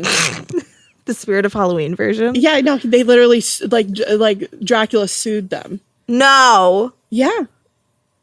That's funny. Because he was like, this is my book. Sorry, I already did the vamp thing. 3 things. Like, that's it. And they were like, no, babe, it's different. It's way different. But yeah, so like it's like one of the original vampire stories, Nosferatu. Okay, that's it's cool. discount. It's Spirit Halloween. It's not, I like it less. Some people like it more than Dracula, but okay. I'm a OG Dracula lover. I love that. All right, so who do you think had the best character development of season 1? I think it's got to be Buffy, because she goes literally from denying that she's even a Slayer to literally walking into the Master's lair, like ready to die if necessary. Mm-hmm. So for me, like it's hands down her. Mm-hmm. She has a real like 180. Yeah. Yeah. What about you? Okay, I'm gonna stick with my girl Cordelia. Okay.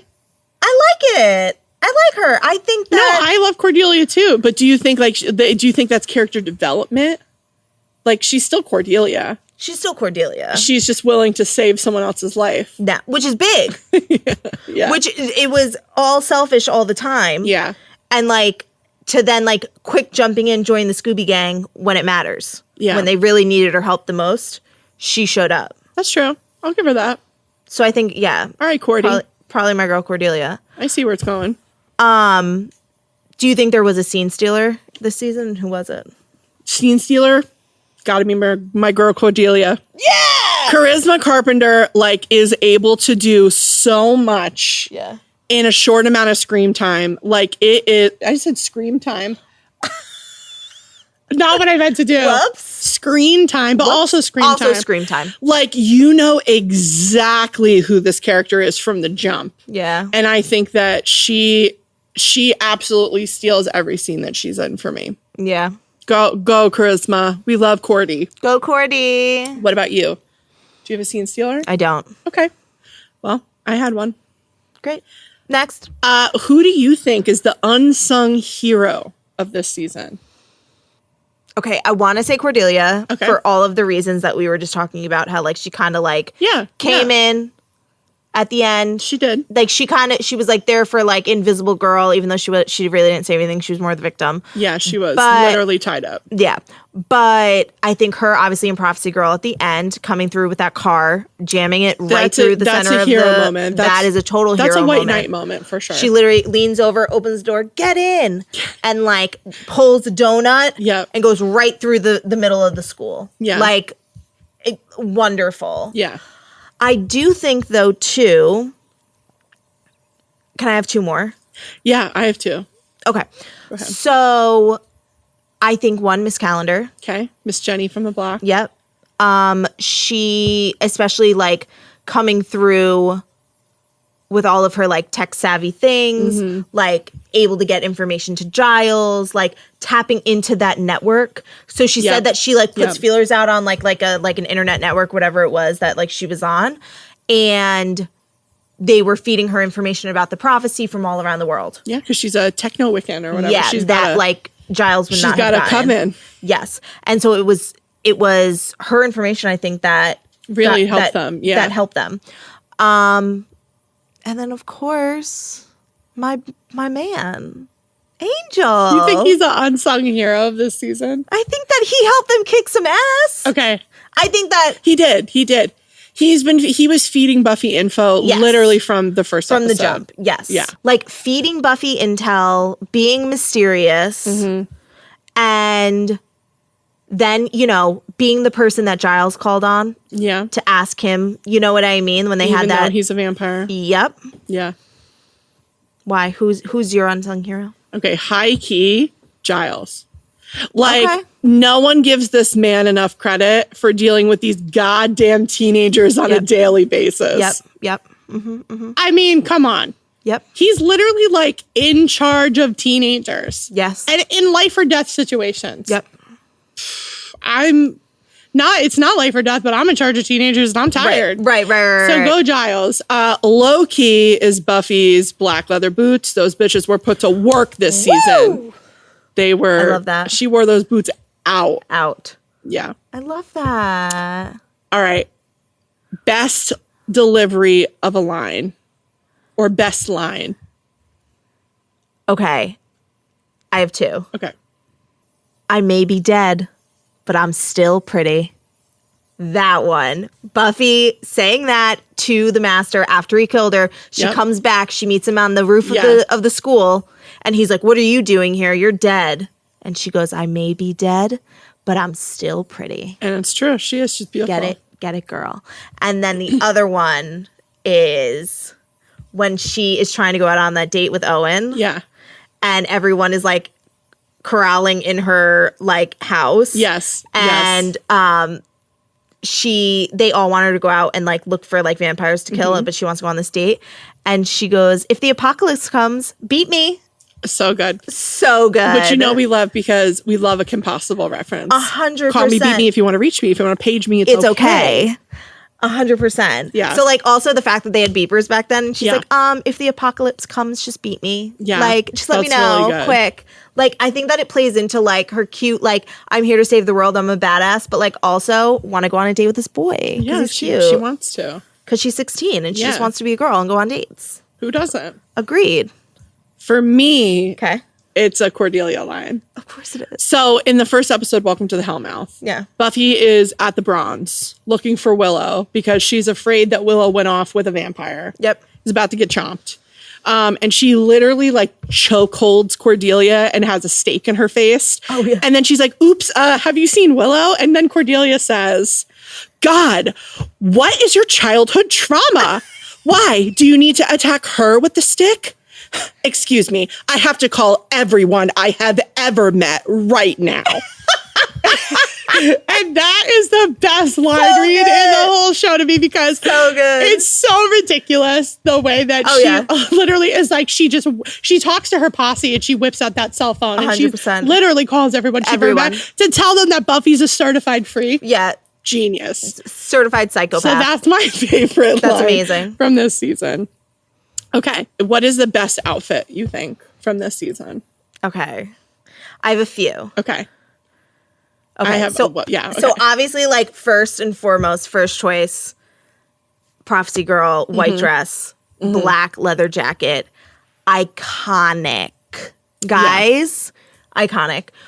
Whenever I see like a white dress and if someone has like a black jacket or something like that, immediately Buffy. Yeah. Then you put the what's that? The crossbow. The crossbow in your hand. So iconic. Come on, guys. Someone get me a crossbow. Someone get me a crossbow. We have one. We do. Yeah. We should bring it out. We should put it on the table.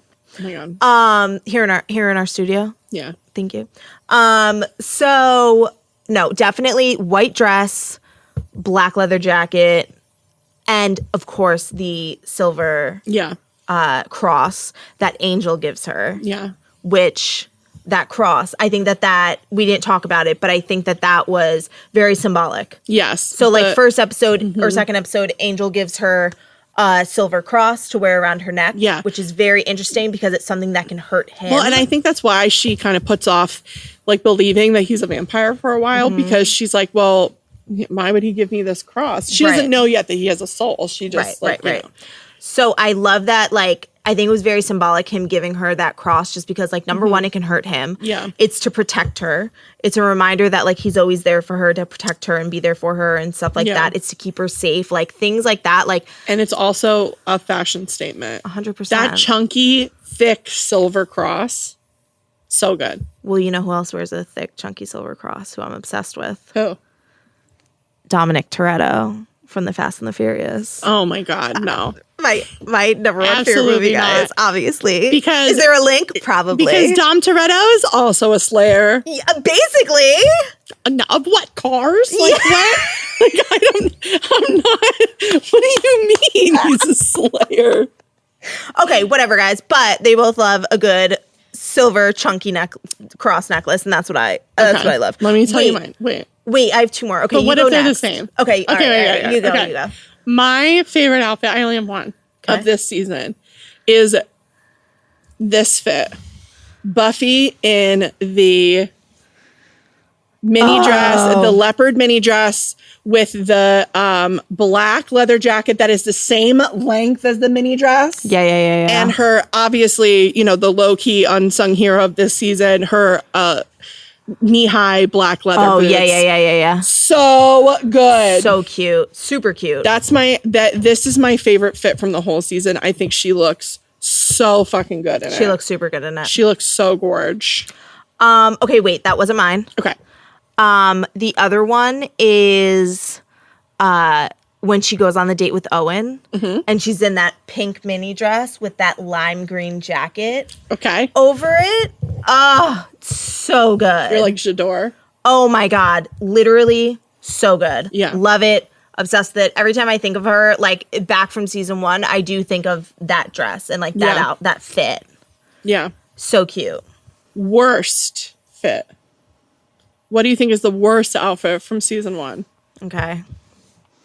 Literally anything that Willow wears. Oh my God. Okay, wait, I had two. And one of them was specifically was this, and we'll put it in. But when they're at the bronze and she is in this like grandma. Yes. There's a Peter Pan collar. Yes. With ruffles on it. With flowers. Oh my God. It's the most tragic dress. It's and then so she's bad. in a real chunky knit sweater. Yep.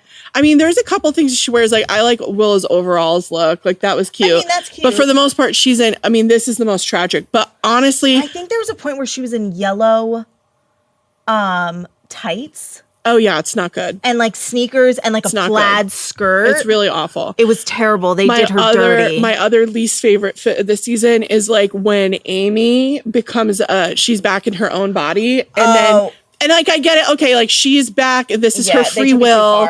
This is her free will. She's allowed to wear whatever she wants. But she is in literally a tie-dye shirt with a drawn on peace sign, a like lavender hoodie, and then literally, what would we call these pants? Plaid pants. Plaid gray pants. I can't. With like a purple tie-dye shirt. And a red backpack.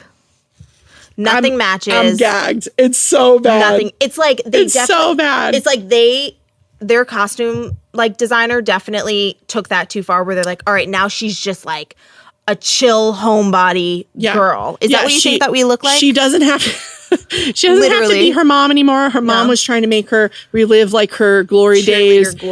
And she doesn't. You know, she like would lock the fridge so Amy couldn't eat or anything. So now I guess she's slovenly. Because she's like, I'm allowed to do whatever I want, so I'm going to dress horrifically. No, agreed. Okay, I have one for this like sort of pseudo category we have, which is what were they thinking fit? And this could be good or bad. Okay. Mine, I haven't decided if it's good or bad. Okay. But 100% for me, it's Angel's dramatic ass slinking around in the dark, wearing a crushed black velvet blazer. The black velvet blazer, baby. Like from like moment one, literally the first time we meet him. Look at this shit. He is in like a popped collar. And he is in this like black crush. And it's nighttime. You can't see that it's velvet. Like still handsome though. But dramatic as all hell. Always, but I also that smile. Always he is a tall drink of water and I am thirsty. Oh my God. Okay, listen, him in like just a plain white t-shirt, I get it. Him in no t-shirt. No. Okay, well, yeah. Him in anything or nothing. Listen, David Boreanaz is a hunky guy. Call me, beat me. He's a hunky guy. But there is something about like season 1 Angel. They really said he's got shoulders. And we're going to show him to you. We're going to show him. He was always in a wife beater, always in a tank top. And his like really broad shoulders were just always kind of like there. Am like, I in heat? Are you Xander? Are you possessed by a hyena spirit? I think so. That's horrific. Wow. But no. There is something about Angel when he's just in like a wife beater or like he's always in like sort of a fitted white tank or like a white t-shirt. And he's also only ever in white and black. Oh, well, yeah. He's a vampire. And he's mysterious. And that is hot. When he's just in like that t-shirt, like that's good for me. But when he's in this like popped 70s, like the collar 70s, the velvet with a crushed velvet blazer really to slink around at nighttime. Slinking. It's not right. It's not right. Right. That's not for me. It's dramatic is what it is. You know that he was at home in his like barren utilitarian apartment. 100%. And was like, what do you think is Buffy's vibe? Yeah. And then he picked drama. To be fair, is her vibe. Yeah, and his vibe. It's their vibe collectively, yeah. Yeah. Best use of an unconventional weapon this season. Okay. Mine would probably be Willow taking that, what was it, the fire extinguisher, and like knocking Moloch out. That was pretty like, good. just all of her anger, all of her stress, all of her rage. Yeah. And just like beating him to a pulp. Because there's a lot of weapons on this show. Tons of weapons. We use a lot of things, and like that are actually weapons. Some of them are more ancient, like Buffy wields a scythe and things like that. But I like when the show does an unconventional weapon, like the fire extinguisher, because they're like, what's that on hand? I think they're really, I like when they go funny. So my favorite one is in The Harvest, when it's the decapitation via drum cymbals. Oh! When she literally cuts a vampire's head off with cymbals. Yes. It's incredible. Yes. It's so good. That's my favorite one. Doesn't she like throw it like a frisbee? Yes, and it goes. Oh, so good. I love shit like that. Amazing. I actually don't think that there is like a really bad like wig or hairstyle this season. No. It's all very dated. It's super 90s. Like I love a bad wig. I will always talk about a bad wig or a really awful hair choice, but I think this season in particular is such a time capsule. Yeah, agreed. And they're really committed to everybody being like a archetype, like a character type. Yeah. So like, you know, Buffy wears her hair up a lot and it's very elegant because she's still trying to be that queen bee. Cordelia's always got her hair done. A blowout. Yes. A fresh blowout. She goes before school. Yeah, 100%. Yeah. Willow's in like pigtails to like show her innocence. Yeah, or she just has the straightest straight hair there ever was. Like nothing going on. She does get bad hairstyles later because they were like, well, she's a lesbian now, so we can experiment. And I just think it's so rude because I really hate what they do with her hair. Yeah, they're like, oh, she likes girls.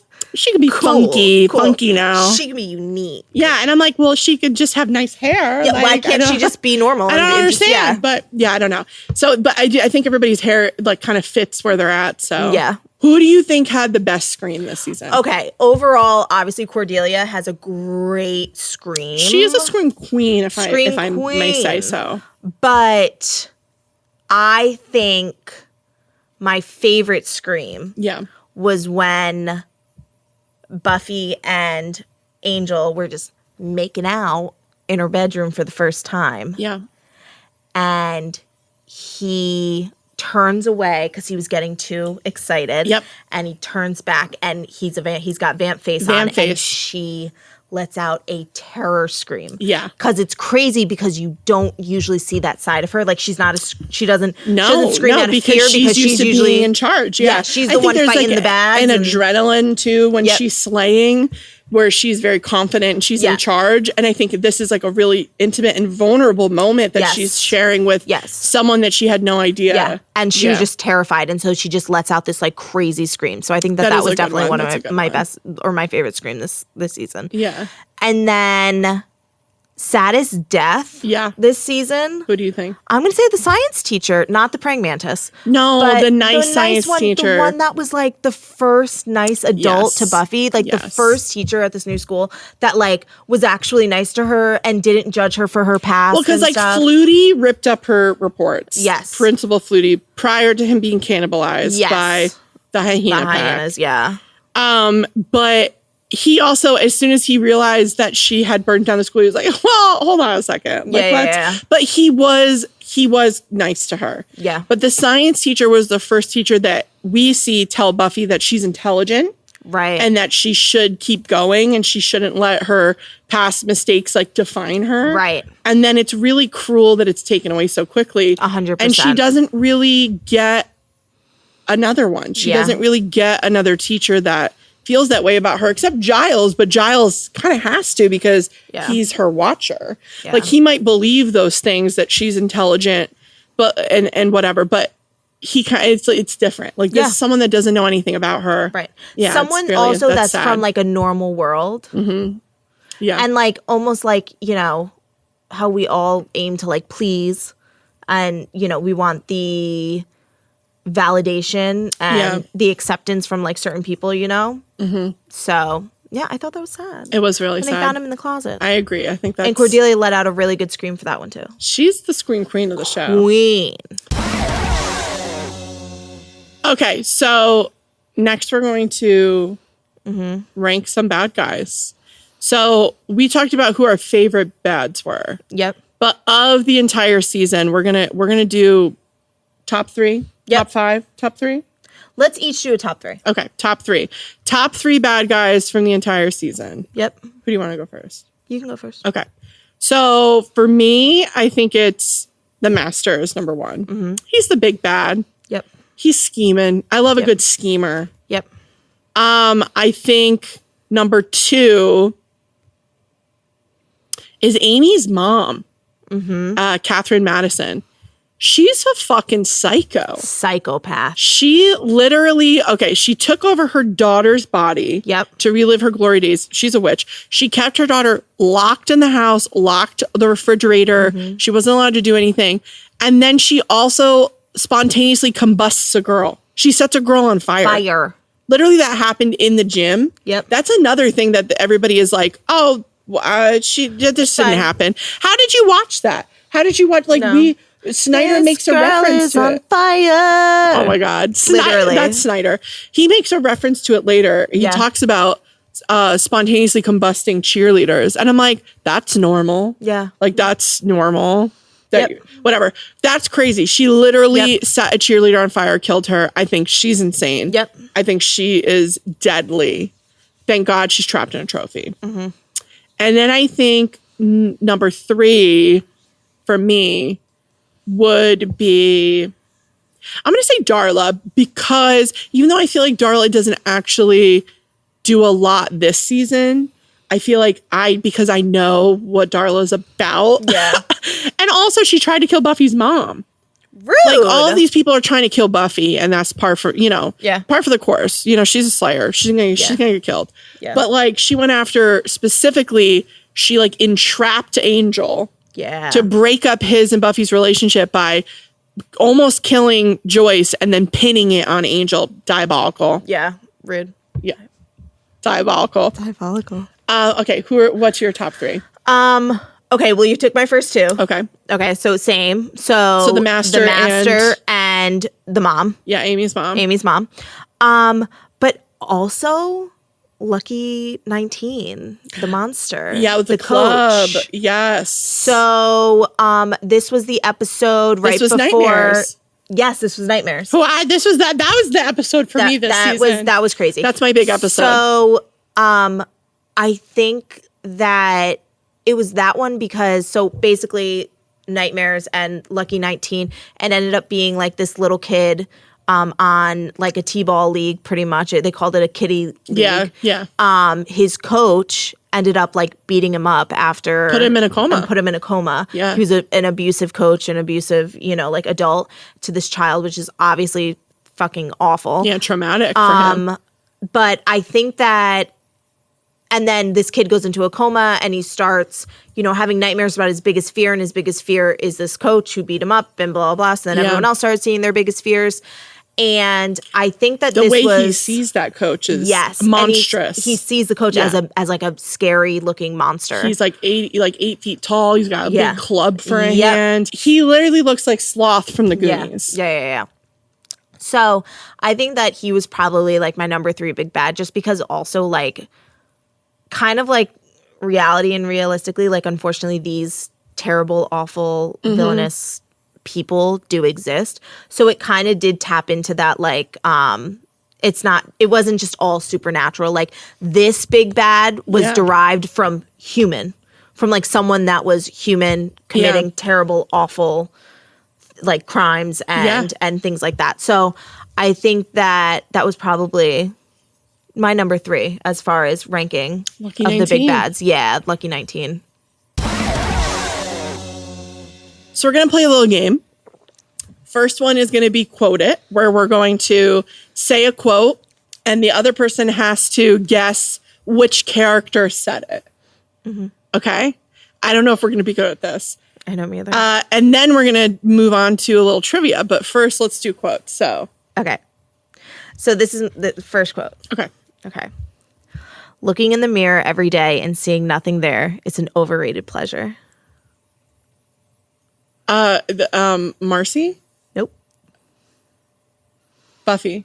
Nope. Oh my God, Willow? Nope. I don't know who this is. Angel.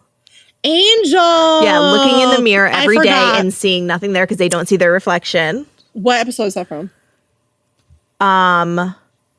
Prophecy Girl. Oh man, didn't know that one. Yep, it's an overrated pleasure. Oh, that's right. I forgot that that vampires can't see their reflection. Yep. Bummer. I was like, the Invisible Girl, Marcy. Wrong-o. Okay. Are you ready for this one? Yeah. Hi, I'm an enormous slut. Hello, would you like a copy of The Watchtower? Is that Xander? No. Yeah, I thought he was like... No, okay. Yeah. Anya? No. Well, season 1. Okay, only season 1. Okay.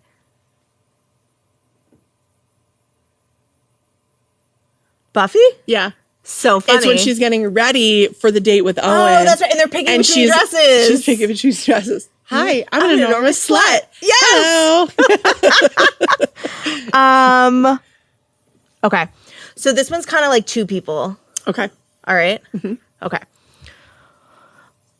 What if I don't want a friend? Next person. I didn't say I was yours. Buffy and Angel? Yes. Okay, I got it. Obviously. I got it. When they like first meet and she's like, so who are you? And he's like, Yep. You call me a friend. She goes, what if I don't want a friend? He in goes, the alley when he's wearing the ridiculous black velvet blazer. Velvet. Okay, ready? Okay. I'm just going to go home, lie down, and listen to country music. The music of pain. Xander. Yes. So From good. Nightmare. Yeah, okay, no. Prophecy Girl. Yeah. When he, when Willow turned him down too. Yes. Yeah. So we both were tied for that one. Okay, we're going to move on to trivia. Okay. About season 1 trivia. Okay. All right, ready? Mm-hmm. Who used the word wig or Wiggins first? Is it Buffy? Yep. Okay. Yes, it is. First episode, Welcome to the Hellmouth. That's right. Yep. I was like, it's either Buffy or like Willow or something. Yep. Okay.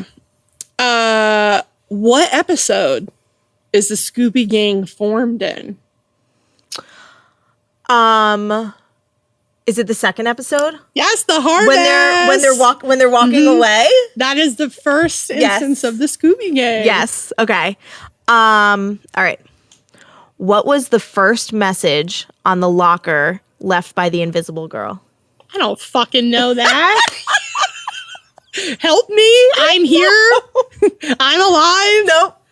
Kill myself. Nope. What is it? Look. Oh, okay. Well, yeah. And then the second message is listen. Oh, okay. Because no one was noticing her or listening to her. And that's why she was invisible. Okay. What is Xander's middle name? Fuck. I'll give you a hint. He tells Miss French in Teacher's Pet. This is a hard one.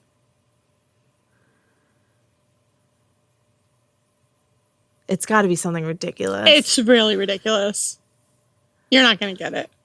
Wait, it's got to be something like embarrassing. Yeah.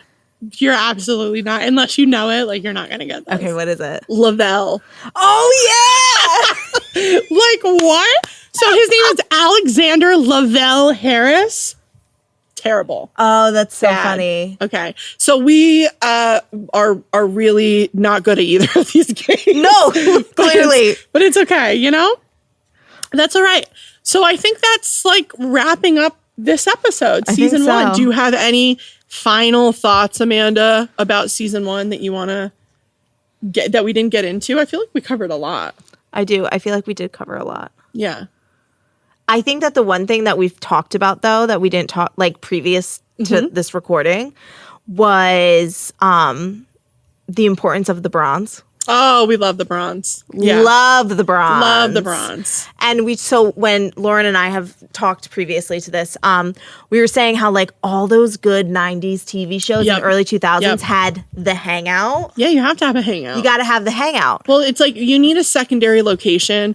A lot of shows like your set is your set, and then you need like the school. A lot of it happens in the school. You need a secondary location. Like in Degrassi, we talk at length about how, the set is Degrassi, the school, but our second location is the Dot with this, like where they all eat. Yeah. So like the bronze is where we all go to hang out after school. It's like, it's another version of P3 from Charmed. Oh, yeah. Or the Max from Saved by the Bell. You literally need a second location to hang out and for goings on to happen. Yeah. Yeah. And it's like, I feel like the bronze is his own character. 100%. Yeah. Maybe that's the unsung hero. Is the bronze. Yeah, is for allowing all of these like bands to play to underage kids. Like they're not making any money. How do you make money? They're getting water.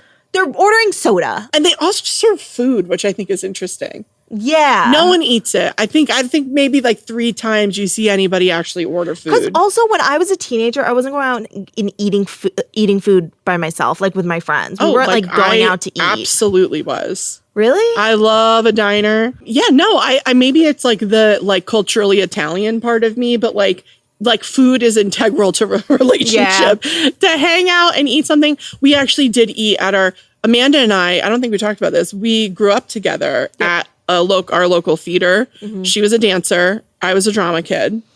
And Lauren didn't talk to me. That's absolutely not true. No, Amanda's older than I am, and she's cooler than I am. No way. Zero chance. Cooler than I am. And I was like, but then I was weirdly friends with your older sister first. Yeah. So odd. And then. But in any case, we're besties now. But we literally spent all of our time, like we took class here like all week. Yeah, every day. And so we had like a pizza place attached to the building that our theater is in. And hanging out at the pizza place was huge. But we also went to the diner all the time after shows. We loved a diner. Yep. Yeah, but no, it's so important to have like that place. And I feel like, a lot of like old TV shows always had like the hangout. And it's so funny. They needed a spot. It's so important because like you said, like when they go to celebrate things or like when they're going out or they're going on a date or anything, it's always to the Bronx. Oh, but like plot just happens at the Bronx. Yeah. They're like, plot can't always happen at school. Right. Plot can't happen at home. Right. So where is plot happening? Graveyard and Bronx. And the Bronx. That's like it. Basically it. That's it. That's our like secondary locations. Mm-hmm. The third wing of the high school is the Bronx set, Yep. So agreed. Oh yeah, I'm glad you brought up the Bronx. I miss the Bronx. Yeah, it's important. Love and it continues to be like wished we had a Bronx. Agreed. We really did not. Like there was like some like local like clubs that did like under 18 nights and stuff like that. But how do you make money on that?